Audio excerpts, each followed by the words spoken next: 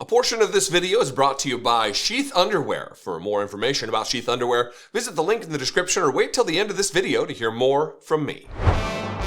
One of the most twisted hypocrisies that we're witnessing right now, among all the hypocrisies from the Republican Party, Donald Trump and Elon Musk, is this whining and complaining about Tesla and the consequences that this company is facing based on Elon Musk's participation in the dismantling of the United States government and the abject harm, the calculable harm that he's foisting upon poorer nations that were the recipients of U.S. aid.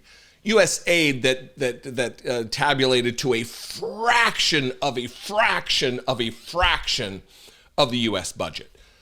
To call it pocket change isn't even to do it justice.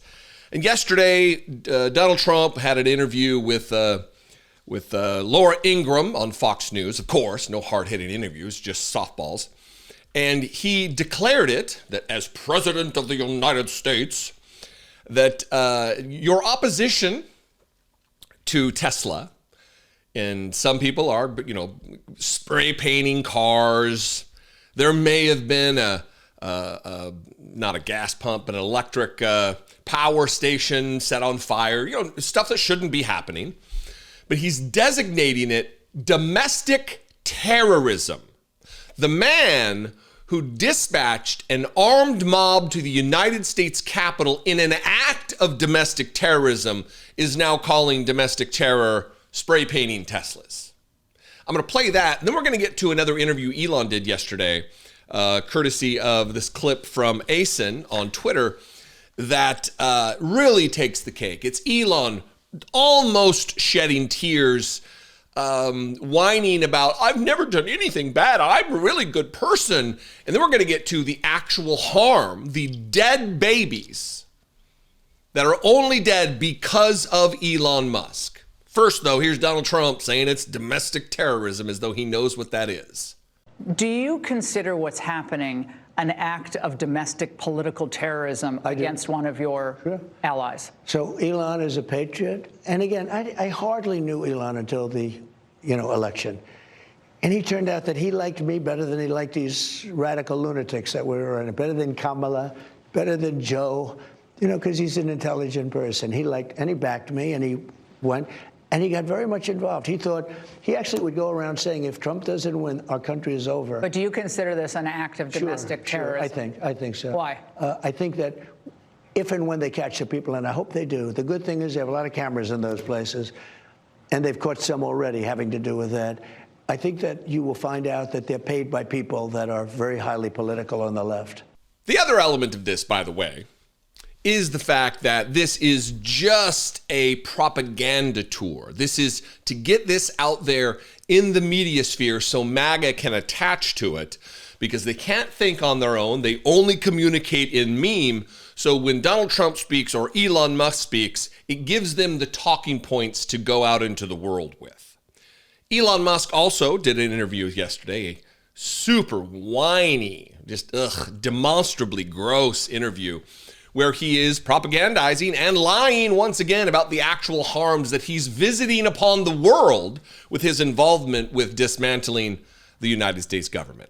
Yeah, I mean, it's really come as quite a shock to me that there's this level of really hatred and violence from the left. I always thought the left, or Democrats, were supposed to be the party of empathy, the party of caring, and yet they're burning down cars, they're firebombing dealerships, they're firing bullets into dealerships, they're just, smashing up Teslas. Tesla is a peaceful company. We've never done anything harmful. I've never done anything harmful. I've only done productive things. So I think we just have a deranged, there's some kind of mental illness thing going on here, because this doesn't make any sense. Yeah, and I think there are larger forces at work as well. I mean, I don't know who's funding it and who's coordinating it, because this is crazy. I've never seen anything like this. Yeah, let's turn it into a conspiracy theory. I think larger forces are at work here. Oh, I've only done productive things. This doesn't make sense. You've only done productive things. Fortunately for us, Nicholas Kristof just wrote a piece in the New York Times, an opinion piece titled, Musk said no one has died since aid was cut. That isn't true. Where he traveled to Africa to report on exactly what is taking place in the absence, in the vacuum that was left from U.S. aid being taken from people who are suffering and dying from HIV and AIDS. Again, fraction of a fraction of a fraction of the U.S. budget. This is not a lot of money that does an insane amount of good, a radical amount of good for so little dollars. And we are, remember, the richest, most powerful nation on the earth. I'm going to play this. I did a little screen record here before I recorded the video, and it's the New York Times does the thing where they have like a graphic, like a visual aid where you keep scrolling. And this is what it says. Each orange dot here represents 10 people whose lives depend on U.S. foreign aid for HIV prevention and treatment. And we'll play it, and you can just see each one of these little dots represents 10 people who may die and whose lives will be markedly damaged, destroyed, if not for U.S. aid. Watch this.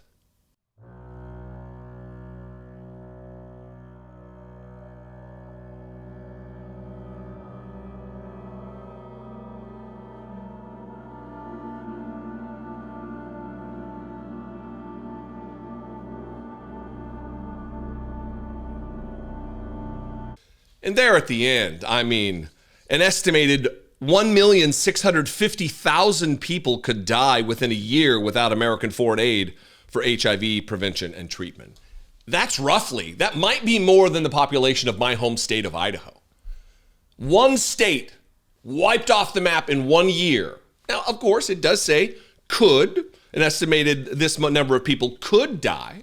And you might say, if you're a reasonable person who wants to give fairness and charity to people who don't deserve it, if you want to give the benefit of the doubt to Elon Musk and his Tesla, and believe that maybe he's right, he's only done productive things, but tell me this, is it productive? I'm going to read a couple paragraphs here. Ecole Dang, an 8-year-old girl was also infected with HIV at birth and likewise remained alive because of American assistance.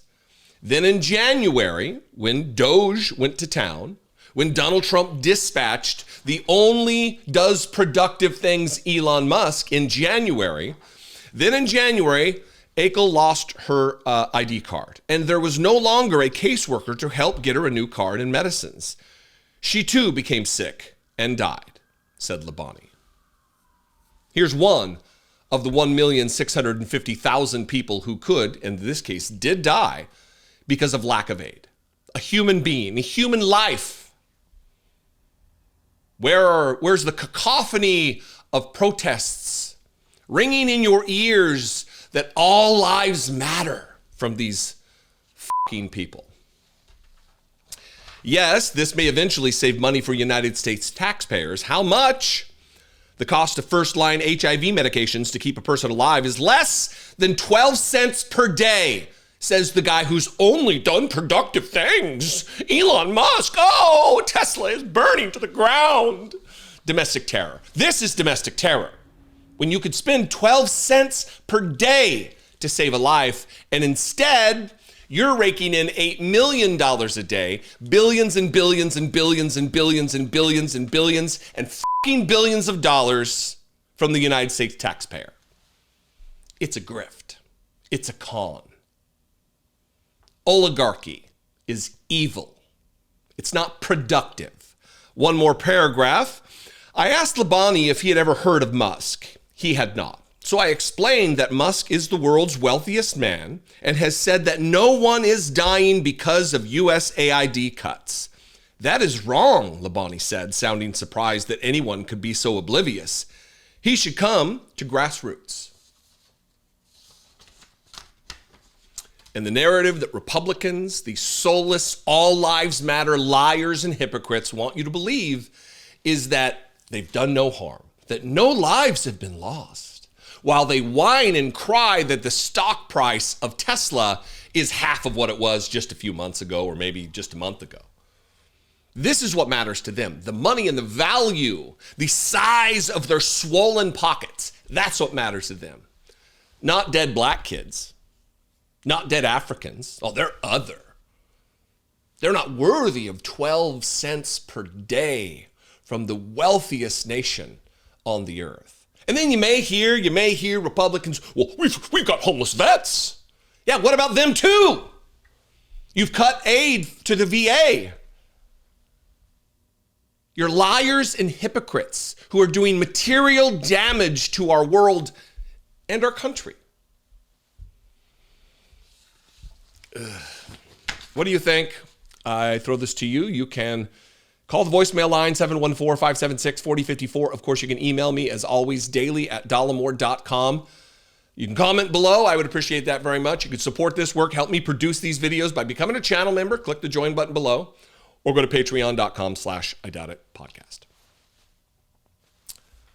I love and appreciate you very much. I'll see you next time. Be genuine. Take care of one another. I talk nearly every day about how divided we are as a country and the havoc that this division wreaks. But not all divisions are bad, right? As a mathematical concept, for instance, division allows you to split things into equal parts, allowing for equal shares. Division of labor has, for thousands of years, allowed humans to evolve their efficiency and specialization when working on certain tasks. And you can ask any kid to tell you that dinner is far better when the meat is divided from the veg.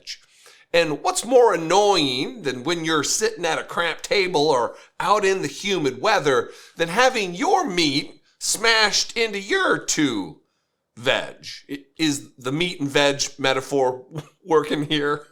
It's time to divide and conquer with Sheath. Sheath makes the most comfortable boxer briefs I have ever worn. Regular boxers are just too loose and bunchy and not great. And briefs are just a smush fest. Sheath are the solution. Head to sheath.com and use promo code Dollemore to score 20% off and upgrade to the most comfortable underwear you'll ever wear. I'm wearing a pair right now, and indeed, that may be all I'm wearing under the desk here. But really, sheaths are the only underwear I wear. Absolutely fact. Their testicular tech features dual pouches to keep your mane apart from your sides. More dinner metaphors. Note, if you're not into the division for some reason, you don't have to use the dual pouches at all. Just throw your sheaths on like regular pair of underwear and you're good to go. Also, Sheath's stretchy fabric is super soft and made with moisture-wicking technology to keep your president and his cabinet cool and comfortable throughout the rigors of the day. I love my sheaths all the time, but they are particularly clutch in the sticky heat of DC summers, which is basically like 9 months out of the year. They were invented by a U.S. Army veteran while serving a tour in Iraq. The idea for Sheath came from discomfort in harsh environments.